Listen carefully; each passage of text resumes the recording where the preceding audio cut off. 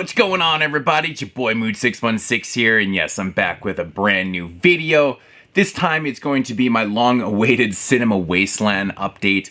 Now, of course, that was pretty much a month ago. Of course, when I got back into town from Cinema Wasteland, 31 Days of Horror was on, and it's really tough to record these longer videos when you're recording reviews every single day. You guys get it, so that's why this video is coming now into November. I really just, October is such a shit fest for me, man. I'm always so damn busy. It's amazing I even did 31 days as easy as I did this year, but anyways, enough of the excuses. Let's get into the Cinema Wasteland update. What I think I'm going to do here, I'm going to start out with the autographs, and I'll insert the pictures and stuff like that, and we'll get into some swag, and then we'll do the movies after and stuff like that, so... But first up, I want to give a big shout out to everybody from Cinema Wasteland that came out to support, Cinema Wasteland and also us, the Patreoners especially, like Dan the cameraman, and of course Mason was out there, Tyler, there was a couple others too and stuff like that. Yeah, thank you for coming out. It was awesome to meet you guys. We had a blast. To my homeboy, Double Shot J, JP, Dave, Mr. Parka, and just everybody that we met and talked to out there that was supporting the podcast and that, came over and talked to us and stuff like that. It was really, really fun. We had a great time. In fact, we had probably too good of a time, man. And some of us got pretty fucking shit-faced on that Saturday, man. It was pretty awesome, but that's a totally different story. I'm sure we talked about it on the podcast. So anyways, in fact, we did. The podcast is already out as I'm recording this video. So, but yeah, so let's get into some of these autographs and shit like that.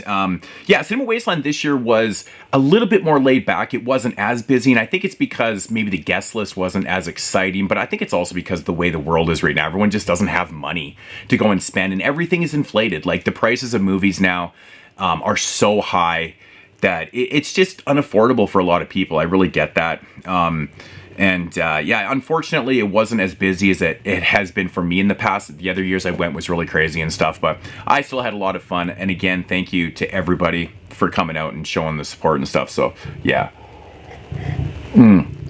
Got the coffee. All right, so let's get into these autographs. Okay, first up here, I got Just Before Dawn, autographed by Jeff Lieberman.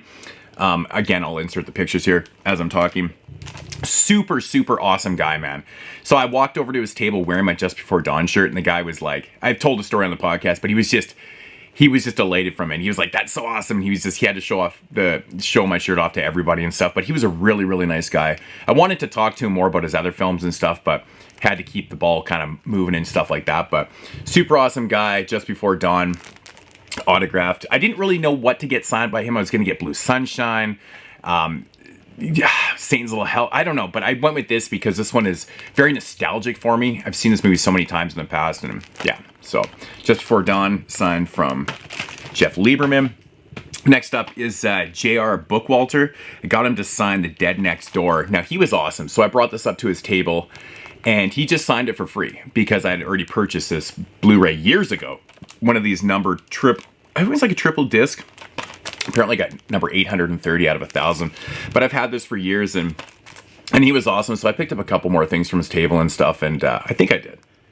I think I bought some, I don't know, but yeah, The Dead Next Door, awesome film, and he was he was just very excited to be signing things that people had already purchased and stuff like that. So, but yeah, I've actually never met him before. I think he's been there before while I was there. I swear he was there, but I never met him for some odd reason.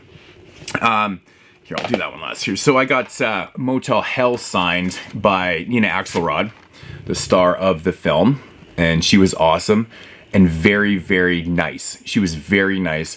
Just so happy to have people signing or bringing stuff up to her to get signed. But she was like the star of the show, man. Everybody really wanted to meet her and get autographs from her and stuff. And she was awesome, man. She was really cool. So Motel Hell, which was kind of, I guess, the big theme of Cinema Wasteland this year was that. So, but yeah, Motel Hell right there. This was awesome, man. I never thought in a million years I was going to end up meeting Toby Radloff, but got Killer Nurse signed by Toby Radloff, and of course the producer, which I always forget his name, Wayne Harold. And I brought this up to the table, and they both signed it for free, which was really crazy. That was really exciting, man. So props to them for signing for free, which is crazy. And yeah. So I actually got a bunch of autographs for free, which is pretty crazy. But Killer Nerd, amazing shot on video stuff right there. Now this one was unexpected because if you bought the box set from the Severin table, Carol Brand was actually signing the box set for free, which I didn't know. So I picked up the Incredible Strange Films of Ray Dennis Steckler, and Carol Brand actually signed the box set for free, which is very, very cool. Was not expecting that. So, but yeah, so I got to really dig into his films. I don't know a lot about him. I've actually never seen one of his films, but I'm very intrigued by Severin box sets. Like every box set I've ever picked up, like the Andy Milligan, which I was overly familiar with. I've seen all of his films.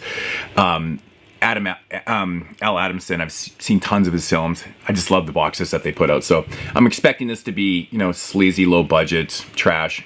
So it's going to be awesome.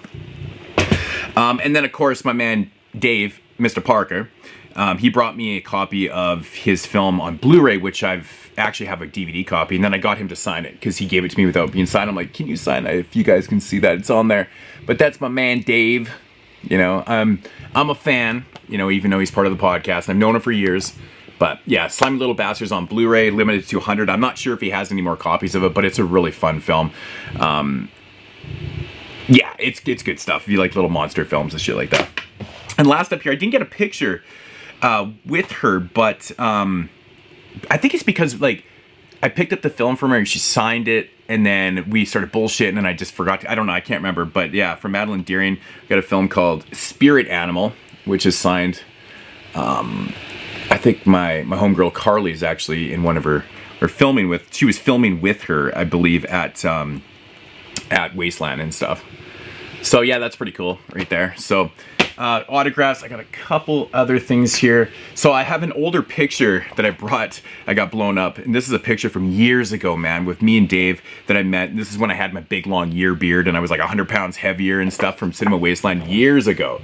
Years ago, I'd met him briefly, and so I brought this picture to get him to sign it, and he's like, oh, that's cool. But yeah, this is, I want to say this was like 2016 when I had the beard. I don't remember. I actually don't remember, but yeah, I mean, Dave, man, I just realized his hair was a lot more dark. He's very gray now. We look different. I'm skinny. He's older looking. But yeah, so that's Dave right there. And then this is kind of cool.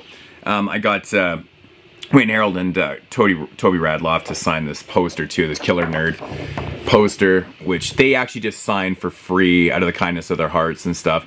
See, posters are very hard for me to bring back. That's usually why I don't get a lot of them signed, because I'm usually flying or traveling long distances and stuff. I don't want them to get wrecked, but the wife did a good job with preserving these. It didn't even bend it, so it's pretty crazy. And then this one right here, Carol Brand, which isn't signed, it's just a poster. Of course, Ray Dennis Stickler's, I think she was his wife for the longest time. So from the Thrill Killers, very cool stuff right there. All right, so getting into a little bit of the swag here. We got a Cinema Wasteland, I don't know if you can see that, Cinema Wasteland mug, which is pretty cool. Actually, it was a three thing. You got the mug, the Cinema Wasteland shot glass, and I believe the bottle opener, all for like $10 or something like that, which is pretty cool. So I like to have all this type of things. Got a few, just, you know, like Severin pins. It's funny, man, I have like 100 of these Severin pins and only like 4 made it back. It's weird. I don't know what happened to all of them. Oh, here's my pass. This is what this year's passes look like. They were the Motel Hell ones. So the 3-day passes. You got one of these if you had the 3-day pass, which is pretty cool. A couple patches. I got to start a new patch hoodie or something because my other one's just ginormous on me. But of course we got the Cinema Wasteland one, which will start off with that right there. And of course my man Coffin Joe. You know how much I love Coffin Joe. Love me some Coffin Joe. That's a cool patch that I found there. We got some stickers here. The Untold Stories sticker, that's gonna be really hard to see, but that's fucking awesome right there. I can't remember some of these. Yeah, we got like a funeral sticker from somewhere. I don't know. I love me some stickers, man, all the time. Whenever there's stickers available, I'll just Ultraviolet right there, which is super cool. Here's another Ultraviolet one. I'm never passing up stickers. Art Edinger sticker right here. I think most of these came from the Severin, where they were selling all their Severin stuff. And then we got a couple Paul Bearer Press stickers right here, which I'll be showing off a couple shirts here shortly from Paul Bearer Press, which are fantastic. They're just a crazy awesome company, man. They're doing lots of good stuff with their shit. So speaking of that, okay, so a couple things I picked up here is New York Ripper hat. from the Paul Bearer table. You know, I always got to get my Fulci on. I'm representing Fulci all the time. I got the zombie shirt. I got the cup right here. Fulci's my favorite director. I have so much damn Fulci shit. But I saw the New York Ripper hat and I was like, fuck, I gotta get that shit right there. Awesome. Some of the stuff you guys may have seen in the previous 31 days, because I obviously was wearing some of the stuff before I did the update. House by the Cemetery. Toque or Beanie or Scully or whatever the fuck you want to call this shit. Toboggan, I don't know. There's like a million different names depending on what location, what region you're from. But yeah, House by the Cemetery. Toque is which we call them on the West Coast. Yeah, so that's pretty cool. That was a cool find. These shirts right here are wrinkly because they're actually dirty right now. But yeah, so here's the Return of Living Dead from Paul Bearer Press shirt, which you guys probably saw in one of my 31 days reviews. So there's that one right there. And then this one right here. A lot of people ask me about this one, which is the Demons Paul Bearer Press shirt right here, which looks fantastic. Hope you guys can see that because I can't really see myself in the frame. So the Demon shirt, which is fantastic. Yeah, that's fucking amazing. And yeah, I did wear all these, and then they actually come tagless too, which is really nice. They're Paul Bearer Press. And here's Necromantic. So I do have a Necromantic 2 shirt, so now I got a part 1, but I couldn't pass it up. Yeah, just really, really awesome. I really like the designs on these, and they're super comfy. They fit well. They're very well designed, and they fit well, so which is really cool. So yeah, so that's autographs, a couple shirts and stuff. I always have to limit myself when I'm bringing back because I had to travel like 2,000 miles to get to Wasteland, right? So I'm flying, and I don't ever check bags when I travel. I don't trust baggage handlers and shit. So yeah, so that's everything for that. We'll get into the rest of the movie haul shortly. All right, so getting into the films here, I did pick up a couple DVDs. One you guys actually did see in 31 Days of Horror, if you guys watched the review or not, but that's Unearthed Brainjacked, which I'd been after for so long.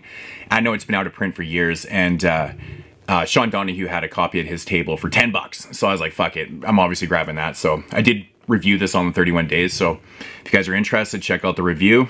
For Brainjacked. So yeah, that was one that was eluding my Unearthed collection for years. Another film from the table, directed by Phil Herman. Early one, 2003. It's called Before I Die, from the Sleaze Box. Yeah, so this is one that I have not actually seen before from Phil Herman. So yeah, I'm assuming it's shot on video, I'm assuming. And this one right here, I knew nothing about, but I kind of grabbed it and he's like, yeah, you should check this one out. It's actually pretty fun. Directed by Lance Poland, and that one is Werewolves in Heat. So Sean Donahue said this one's pretty fun, so yeah, obviously it was $10, but yeah, picked up that one. I love to support the indie stuff. All right, so another one I picked up from the table actually was his documentary Blood, Guts, and Sunshine, which came out this year. I forgot I was going to order this on the Vinegar Syndrome website, and I forgot when I checked out, and I was like, ah, fuck, and then it actually did sell out. But he had copies at his table of the documentary, which is based on, it's the history of horror made in Florida, which is very, very cool. There's some really good information on here, a lot of stuff. I learned a lot of stuff, and pretty cool. Yeah, so awesome interviews with Joel D. Wynkoop and stuff like that, but I should have got him to sign this actually, because yeah, I talked to him for a while. But anyways, finally picked up this documentary, Screaming in High Heels. I believe this was directed by, who did this? Shit, I don't know. Anyways, yeah, another documentary, Screaming in High Heels. Basically, the rise and fall of the Scream Queen. Another documentary. I love me some documentaries, so that was a cool find right there. Indie film here from Rock Bottom Video. I had to pick this up because the name was just ridiculous, and it's called Spooky Dookie. It has to do with shit. I'm pretty sure it has to do with shit on here. So maybe this will be a next year. It's actually based in Halloween. I should have watched this last night. It's actually, I kind of forgot about it, but maybe I'll do this one next year on 31 Days of Horror. But Spooky Dookie. Gotta support the indie shit, man. Pretty awesome. One from the Scream Team releasing table, which, you know, me, I'm always supporting them, trying to review and, you know, check out all their films and stuff. They're mostly really good. So this one right here, back row, this is the one with the slipcover. I just actually thought the slipcover was actually really nice artwork. Kind of got a chainsaw feel to it right there, but the slipcover is really nice. That artwork is pretty cool. Kind of has that color scheme of like Trick or Treat kind of thing going on. But the X-rated director's cut, not really too sure what that's all about, but it does have a lot of words and other stuff. So that seems pretty cool right there. Again, there's no order to these. These are like completely just all random. I usually have everything in all organized, but not this pile. So from Intervision, we got the Masturbating Gunman. One I just kind of was sleeping on and stuff, but I was intrigued because it was from 1997, and the title alone, The Masturbating Gunman, is definitely worthy of a pickup. How could you not pick up a film called The Masturbating Gunman? It's just ridiculous, but I was happy to see it at the table and get it for a good price, so at the Severn table. Here's another one from Rock Bottom Videos, from the classic line apparently, Beyond the Valley of Belief, 2018, so apparently, yeah. It's got 2 different runtimes on here, but yeah, so right there, another indie film. Support the indie stuff. You know me, I like to grab the indie shit. Here's another one actually from Rock Bottom Video Classics, and this is Hell of the Evil Dead. I'm assuming, which is probably an Evil Dead ripoff type thing. But, you know, it's what I go there. I get some of these films that people are, you know, got to support the indie filmmakers, man. All right, so another one from the Severn table. Yeah, from the Severn table, or from the Unearthed table. My God.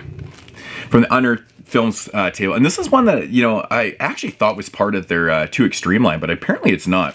And that's Expiation. It just got a nasty title on there, or nasty cover. So one I was kind of just did not have. So I picked up that one. I think that one's gonna be pretty brutal. This one I've heard a lot of things about, and it's apparently just really, really fucking bizarre. And it's kind of cool that they're putting out an animation line now. This is the first one in their animation line from Unearthed Films, and that's the Old Man Movie. I know I've seen a couple reviews on this, and everyone's just like, it's just so damn bizarre. But which is right up my line, because I'm a big fan of animated films, and if it's going to be bizarre and strange and odd and weird, the milk apocalypse is upon us. Yeah, I know it has to do with milk and all that type of weird shit, but this just seems right up my alley. So, but yeah, so we picked up Rage and Fury, which is also known as, what the fuck is the other title for the movie? What is Rage and why am I so stupid right now? You guys are screaming at the screen right now. What is Raging Fury also known as? Oh man, this is just dry. It's early in the morning and my brain's not working. I have to open this up because I am so stupid right now. Raging Fury, Hell High. Oh my God, I'm so dumb. So I even have the DVD for Hell High. I could not remember for the life of me what it was. Yeah, Hell High. Alternate title, Rage and Fury, which that's the reason why I was forgetting is because I've never ever heard of this alternate title for this movie, Rage and Fury. I'm very familiar with Hell High. Like I said, I have a DVD of it. It's an okay film. It's, you know, it is what it is. This alternate artwork actually isn't too bad for this. I think it's almost as good as the original. But yeah, there's the original artwork for this. But yeah, no, it's been years since I've seen it. But I do have a copy of this. I can't believe I forgot what it was called. That's awesome. Amazing. All right, so here's one that I definitely reviewed on the 31 Days of Horror, and that's 29 Needles. I did it on day 29, of course. This one, if you guys did not watch the review, is definitely not going to be for everybody. There's a lot of hardcore gay porno, basically is what this is, but it's a really good character study of this guy. And there's just, check out the review. It's very interesting. It's a very well-made indie film, just with a lot of hardcore sex acts and a lot of hardcore violence and sex acts and craziness going on in this one. So this is actually part of their Too Extreme for Mainstream line, which is very appropriate to be on there because this is not going to be for very many people. It's a tough watch. It's a very tough watch. It's very brutal. It's very brutal is what I'm going to say, but I really highly enjoyed this. I'd never really seen a lot of this stuff before on screen, I'll be honest. I'd never seen stuff like that before, which was shocking, but it was, at least there was a narrative that really worked for this. So, 29 Needles. Reviewed this one also. Got this one from the Sean Donovan, which is Necro Sluts. Man, this is just fucked. This is just fucked. There's a review up for this one too. I'm not going to get into it, but yeah, this is fucked. Necro Sluts. So that's, yeah, 2 in a row that I did 31 Days of Horror. Picked this one up from the Snaps table. Creature from Black Lake. I haven't seen this movie in years. And in fact, I've never seen this movie ever with a good transfer. So this is going to be interesting. I haven't checked it out yet, but Creature from Black Lake. Looking forward to checking this one out. Yeah, the guy that did Boggy Creek. Yeah, so the guy that did Boggy Creek. So yeah, pretty cool. All right, so finally got around to grabbing this, man, and that's Fulci's Contraband upgrade for myself, but yeah, pretty cool. Got it from the Diabolic table. Yeah, you can't go wrong with some Fulci gore in a, Italian crime film. Good shit. Yeah, happy to find that one right there. Another one from the Scream Team releasing table, which I think this one just came out, or maybe last year. It's a recent release, but Beneath the Old Dark House, which I think is an anthology film. I think this Creepy Domain. I believe it possibly. It doesn't really give you much on the back, but yeah, I don't know. Maybe another one I'll do next year on 31 Days of Horror. I seem to review all their films because they're just interesting. But yeah, that one's got cool artwork. Another one I've been meaning to grab for the last couple years, man, because I'm a big fan of Christmas horror films. I'm a big fan of Christmas horror films, and this one just was not getting knocked off the list, and that's 13 Slays Till Christmas. 13 Slays Till Christmas. Scream Team releasing again, and I've talked about this many times. They focus a lot on releasing holiday horror films like Christmas and Halloween, Thanksgiving, Easter. They do them all. It's pretty crazy, actually. So, but yeah, maybe I'll be doing this one for Christmas this year. Yeah. All right, so I picked up from Visual Vengeance here. This is number 6 in their line. I think this is actually the latest one, but Blood of the Chupacabras. Still sealed right here. I think this actually comes with the sequel. It does. It actually comes with the sequel, Revenge of the Chupacabras 2, which is very, very cool. Look at that artwork right there. I've shown off a lot of Visual Vengeance stuff. They do awesome releases. They really pack them loaded full of shit and stuff, and they're putting out some really interesting films, really interesting stuff. Yeah, so we got another one here from Cauldron Films, which is Murder in a Blue World, and they got some really exciting releases coming up. They got the 4K of City of Living Dead is coming out, and House of Clocks is coming out. So they got some pretty cool ones that are coming out. This one I've never seen before, Murder in a Blue World, still sealed obviously, but looking forward to checking this one out. Yeah. I just like, what the fuck, I might as well grab a copy of this. Upgrade. I didn't really need to upgrade this, but it was sitting there, and I was like, you know what, for 20 bucks, I'm like, fuck, whatever. The Gestapo's Last Orgy. Yes, I had to do it. I don't know why I had to upgrade this from 88 Films on the Region A line. Yeah, so Gestapo's Last Orgy, this is just straight exploitation. It's ridiculous. It's been a minute since I've seen it, but this is a release I was super curious about when they announced this one, because I've never actually heard of this before. And it's Tales to Keep You Awake, the legendary Spanish anthology series. So Tales to Keep You Awake, Spanish anthology. And this shit is long, dude. Like 1,485 minutes, dude. Like 66 to 88 and 74 and 82. So it's like got all these series, man, and specials and shit like that. It's just, this is a crazy release. So I'm really looking forward to checking this out, man. Spanish anthology. Looks like it's in black and white, maybe some color.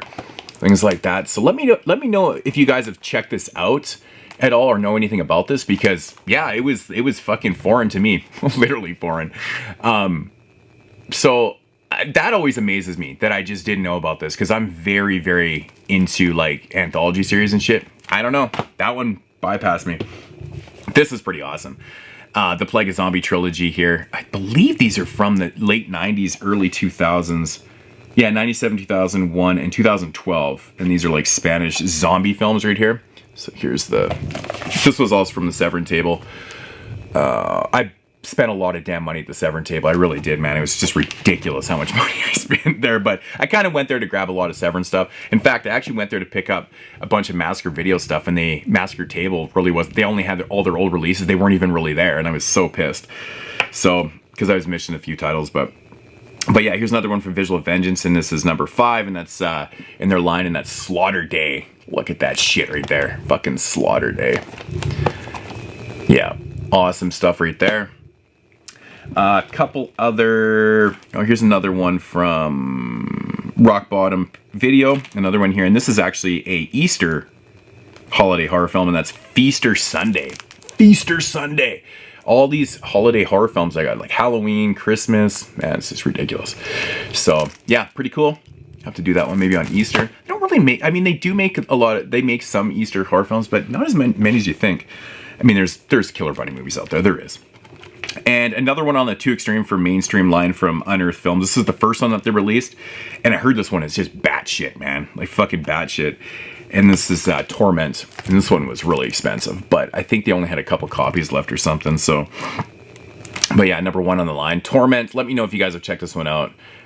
It's just, you know, oh, it's based on the John Wayne Gacy murders. Okay. So, this is going to be crazy. It's going to be crazy. So, yeah, that Too Extreme line actually so far is really, it's definitely, it's definitely, I'm having total brain farts. No, it's definitely appropriate, that name right there.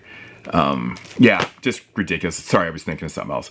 Okay, so last couple box sets here, which I've shown, because I reviewed a film in here, and that is the All Haunts Be Ours box set, a compendium of folk horror films. This is just like an insane box set. I'm sure everyone, I'm not going to open this up and show it up, because everyone knows. 12 Blu-rays, 3 CDs, 20 feature films. It's like a mixed bag of films I've seen, that I know about and haven't seen, and some I haven't heard about in general. So Witchhammer I know about, I've never seen. I know about Vi, I've never seen. I reviewed Lake of the Dead. Kadicha, I think that's an Australian film I own. I've seen it. Celia is an Australian film. I've seen that. Locust, Manuscript Professor. I watched that for the 70s, whatever, recently. Field in England, I've reviewed, I think, before. Dark Waters, I love that film. So it's kind of hitting, but some of these films I've never even heard of and shit like that. So very interesting box set. It's just like a fucking brick. Pretty cool stuff. So pick that up from the Severn table. Had to grab it. I love eating some box sets. And the last one I picked up here is House of Psychotic Women Rarities Collection, which is based off 4 films from the book that was written by Kirla Jessine. And I, of course, reviewed Identikit, which I've talked about a couple times now in videos. Yeah, just a fantastic movie right here. And then we got Footprints, Footprints on the Moon, or in this case, just Footprints, which I know about. I've never actually seen. I never grabbed the Shameless DVD that came out years ago. I don't know why, but I just kind of passed on it. But yeah, it's in this box set, so that's pretty cool. I Like Bats. I love this title, man. I Like Bats. It's crazy. This is a Polish film, apparently. So, yeah, that's interesting. Polish film. Footprints, I believe, is Italian. Yeah, it's Italian. And The Other Side of the Underneath, film by Jane Arden, which I believe is straight English. I think it's actually a UK film. I don't know if it's American. Or is it UK? Yeah, it's a British film. Yeah. So, pretty cool. Awesome box set. I hope they put out more from the book of these. I don't know if it doesn't say volume 1, so I don't know if there's going to be another one, but this is a very cool set. Very cool set. So, yeah. And that's the haul. That's the haul. That's what I could bring back. So, you know, you can only bring back so much stuff, right?